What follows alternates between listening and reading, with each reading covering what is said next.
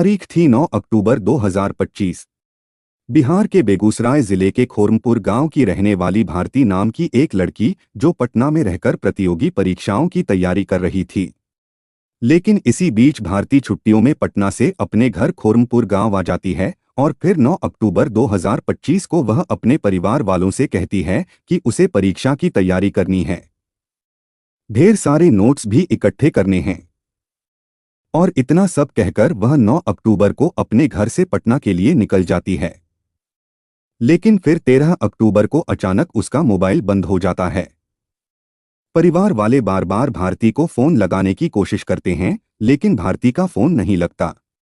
जिसके बाद परिवार वाले हैरान परेशान होकर पुलिस में उसकी गुमशुदगी की शिकायत दर्ज करवाते हैं। और जैसे ही पुलिस को शिकायत मिलती है, वह तत्काल भारती की तलाश में जुट जाती है।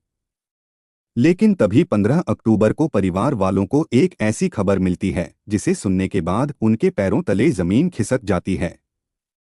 परिवार वालों को पता चलता है कि उनके घर से कुछ दूरी पर एक अनजान लड़की का शव बोरे में बंद मिला है। जिसके बाद जब शव की पहचान होती है, तब यह मालूम चलता है कि शव किसी और का नहीं बल्कि भारती का है।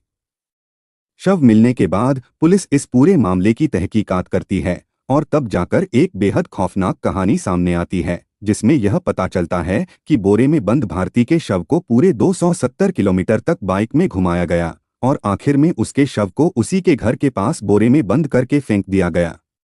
लेकिन सवाल यह था कि एक आम लड़की जिसकी किसी के साथ कोई दुश्मनी नहीं थी, आखिर उसके साथ यह सब किसने किया? तो दोस्तों, इस वीडियो में हम पूरी जानने की कोशिश करेंगे, तो वीडियो में अंत तक बने रहिए। नमस्कार दोस्तों, मैं विनय कुमार। बिहार के बेगूसराय के रहने वाली भारती काफी लंबे समय से पटना में रहकर प्रतियोगी परीक्षाओं की तैयारी कर रही थी। लेकिन फिर अचानक जब भारती का शव उसी के घर के पास एक बोरे में बंद मिला, तो पूरे गांव में हड़कंप मच गया। शव को बोरे में देखकर तत्काल इसकी सूचना पुलिस को दी गई। फिर कुछ ही देर में पुलिस मौके पर पहुंची और उन्होंने शव को अपने कब्जे में लेकर पोस्टमार्टम के लिए भेज दिया। मौके पर पुलिस ने पहुंचकर जगह का अच्छी तरह से मुआयना किया और इस गुत्थी को सुलझाने में लग गई। लेकिन इस गुत्थी को सुलझाते सुलझाते पुलिस के सामने कई सवाल खड़े हो गए। सबसे पहला सवाल तो यही था कि जो लड़की 9 अक्टूबर को अपने घर से पटना जाने के लिए निकली थी, आखिर उसका शव 15 अक्टूबर को बेगूसराय में कैसे मिला? और इसी सवाल का जवाब जानने के लिए पुलिस ने अपनी जांच तेज कर दी। सबसे पहले पुलिस ने भारती के कॉल डिटेल्स निकाले। तब यह बात सामने आई कि 11 अक्टूबर की रात करीब 8 बजे भारती ने अपने परिवार वालों से बात की थी। लेकिन फिर 13 अक्टूबर को अचानक उसका मोबाइल बंद हो गया। आगे की जांच में यह बात भी सामने आई कि 9 अक्टूबर की रात तक भारती का मोबाइल बरौनी में एक्टिव था। कॉल डिटेल्स की जानकारी निकालने के बाद पुलिस ने भारती के मोबाइल का लोकेशन ट्रेस करना शुरू किया और तब यह बात सामने आई कि 9 अक्टूबर के बाद उसका लोकेशन किशनगंज में था। वहीं जब भारती के मोबाइल की कॉल हिस्ट्री निकाली गई, तब पता चला कि भारती काफी लंबे समय से गौतम नाम के किसी शख्स के साथ संपर्क में थी। और पुलिस ने जब गौतम के बारे में पता करने की कोशिश की, तब पता चला कि गौतम एक सरकारी टीचर है जो किशनगंज में एक स्कूल में बच्चों को पढ़ाता है। वहीं 9 अक्टूबर के बाद जब गौतम के मोबाइल लोकेशन की जांच की गई, तो यह बात साफ हो गई कि गौतम और भारती दोनों का मोबाइल लोकेशन किशनगंज में था। जिसके बाद पुलिस का शक गौतम पर जाकर टिक गया और फिर उन्होंने शक के आधार पर गौतम को प्रयागराज से गिरफ्तार किया। गौतम को हिरासत में लेने के बाद जब पुलिस ने उससे पूछताछ शुरू की, तब उसने बताया कि उसका और भारती का प्रेम प्रसंग पिछले 5 सालों से चला आ रहा था। लेकिन जब भारती के साथ यह घटना हुई, तब वह उस वक्त स्कूल में बच्चों को पढ़ा रहा था। हालांकि पुलिस ने इस बात की भी जांच की और यह बात भी सामने आई कि वह वाकई में स्कूल में बच्चों को पढ़ा रहा था। लेकिन इसके बाद भी शक की सुई गौतम पर ही जाकर टिक जा रही थी। उससे कई सवाल किए गए और जब पुलिस को लगा कि वह उन्हें गुमराह करने की कोशिश कर रहा है, तब उन्होंने उससे सख्ती से पूछताछ करना शुरू किया। जिसके बाद उसने एक बेहद ज्यादा डराने वाला सच बयां किया। उसने बताया कि वह और भारती पिछले 5 सालों से एक दूसरे से प्यार करते हैं और उन दोनों के बीच सब कुछ बहुत बढ़िया था। लेकिन फिर 8 अक्टूबर को गौतम ने भारती को फोन किया और कहा कि चलो कहीं घूमने चलते हैं। उस वक्त भारती अपने घर बेगूसराय में थी। फिर 9 अक्टूबर को भारती अपने घर से यह कहकर निकल गई कि वह पटना अपने हॉस्टल जा रही है, जहां उसे परीक्षा की तैयारी करनी है। फिर 9 अक्टूबर की रात वह ट्रेन पकड़कर किशनगंज चली गई।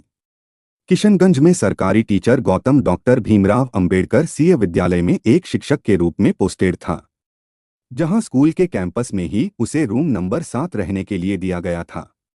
अब हुआ यूं कि जैसे ही भारती किशनगंज पहुंची, गौतम उसे अपनी पत्नी बताकर स्कूल कैंपस में बने अपने कमरे में ले गया, जिसके बाद दोनों वहां पर रहने लगे। फिर 10 से 12 अक्टूबर तक दोनों साथ रहे और उनके बीच सब कुछ बहुत बढ़िया था। इसी बीच भारती ने अपने परिवार वालों से भी बात की थी। लेकिन फिर 13 अक्टूबर की सुबह अचानक जब गौतम सोकर उठा, तब अचानक उसकी नज़र भारती के मोबाइल पर पड़ी। हालांकि उसने इससे पहले कभी भारती का मोबाइल चेक नहीं किया था, लेकिन अचानक उस दिन उसने भारती का मोबाइल उठाया और उसे ऐसे ही देखने लगा। मोबाइल देखते देखते अचानक वह उसकी गैलरी में पहुंच गया और जैसे ही उसने उस गैलरी को खोला, उसके होश उड़ गए, क्योंकि उसमें भारती की किसी दूसरे लड़के के साथ आपत्तिजनक तस्वीरें थीं और यह सब देखकर वह बेहद ज्यादा गुस्से में आ गया। उसने भारती से इस बारे में पूछा, लेकिन भारती ठीक से जवाब नहीं दे पा रही थी और इस बात को लेकर दोनों के बीच बहस शुरू हो गई। धीरे धीरे इस बहस ने एक बड़े झगड़े का रूप ले लिया और गुस्से में आकर गौतम ने भारती का गला दबा दिया, जिसकी वजह से उसकी सांसें हमेशा के लिए थम गई। गुस्से में आकर उसने भारती को तो मार दिया था, लेकिन अब उसे समझ में नहीं आ रहा था कि आखिर वह करे तो क्या करे। वह भारती के शव के पास काफी देर तक बैठा रहा और फिर शव को कमरे में ही छोड़कर स्कूल में बच्चों को पढ़ाने के लिए निकल गया। स्कूल जाने के बाद उसने स्कूल के प्रिंसिपल से कहा कि ठंड का समय आ रहा है, इसलिए मैं घर से कुछ कपड़े लेकर आता हूं। इतना कहकर वह वहां से निकल गया और स्कूल से एक प्लास्टिक का बोरा अपने साथ ले आया। इसके बाद उसने उस प्लास्टिक के बोरे में भारती के शव को रखा और रात के वक्त मौका देखकर उसने उस बोरे को अपनी बाइक के पीछे बांध दिया। अब वह बाइक से भारती के शव को लेकर तो निकल गया, लेकिन उसे समझ में नहीं आ रहा था कि आखिर वह करें तो क्या करें, और फिर उसने सोचा कि क्यों ना भारती के शव को उसी के घर के पास यानी कि बेगूसराय में फेंक देता हूं। हैरानी की बात यह है कि वह किशनगंज से बेगूसराय यानी कि पूरे 270 किलोमीटर तक भारती के शव को बाइक में बांधकर रात भर बाइक चलाता रहा। बाइक से उसने करीब 4 जिले पार किए और पूरे 5 से 6 घंटे का सफर तय करने के बाद वह बेगूसराय पहुंचा। बेगूसराय पहुंचने के बाद उसने माटीहानी थाना क्षेत्र के खुरामपुर गांव के पास खेत में शव को फेंक दिया और वहां से फरार हो गया। हालांकि पुलिस ने जब इस पूरी घटना की जांच की, तब हजारों टोल प्लाजा के सीसीटीवी में गौतम की तस्वीर कैद हो गई थी। इस खुलासे के बाद पुलिस ने गौतम के खिलाफ संबंधित धाराओं के तहत मुकदमा दर्ज करके उसे न्यायिक हिरासत में भेज दिया है। भारती की कहानी समाज के लिए एक गहरा संदेश छोड़ती है कि प्यार कभी अधिकार या स्वामित्व नहीं होता, बल्कि भरोसा और सम्मान होता है। एक पढ़ने लिखने वाली, सपनों से भरी लड़की सिर्फ इसलिए अपनी जान गंवा बैठी क्योंकि किसी ने अपने गुस्से और अहंकार पर काबू नहीं रखा। यह घटना हमें सिखाती है कि किसी का जीवन हमारी भावनाओं से बड़ा है और किसी भी रिश्ते में हिंसा या शक की कोई जगह नहीं होनी चाहिए। सच्चा प्यार वही है जो प्रेरणा दे, आज़ादी दे, न कि किसी की जिंदगी छीन ले। प्यार में अधिकार नहीं, सम्मान जरूरी है। इस घटनाक्रम को सुनाने का मेरा मकसद किसी के दिल को ठेस पहुंचाना नहीं है, बल्कि इस कहानी के माध्यम से लोगों को जागरूक करना है, ताकि समाज में ऐसी दर्दनाक घटनाएं दोबारा न हो और हर किसी को यह समझ आए कि प्यार में सम्मान जरूरी है, अधिकार नहीं। तो दोस्तों, इस बारे में आपकी क्या राय है? हमें कमेंट में अपनी राय जरूर बताएं। और अगर आपको यह वीडियो पसंद आया हो तो इसे लाइक करें, शेयर करें और चैनल को सब्सक्राइब करना बिल्कुल न भूलें। जय हिंद दोस्तों।